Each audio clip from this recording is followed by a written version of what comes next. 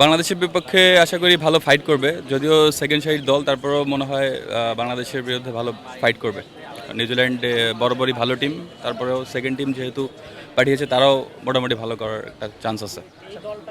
না, ম্যাচটা জিতবে না, আশা করি বাংলাদেশ ভালো ফাইট করবে, বাট বাংলাদেশ জিতবে। বাংলাদেশের সাথে ভালো ফাইট করবে, বাট বাংলাদেশ জিতবে ইনশাল্লাহ।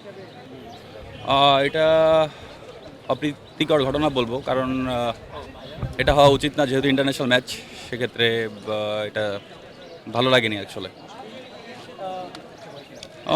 সে ডিজার্ভিং, কিন্তু হয়তো বা টিম কম্বিনেশনের কারণে বাদ দেওয়া হয়েছে, বাট সে ডিজার্ভ করে।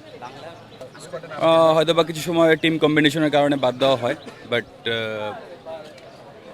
But say deserving. আশা করি সামনের ম্যাচগুলোতে তাকে নেওয়া হবে।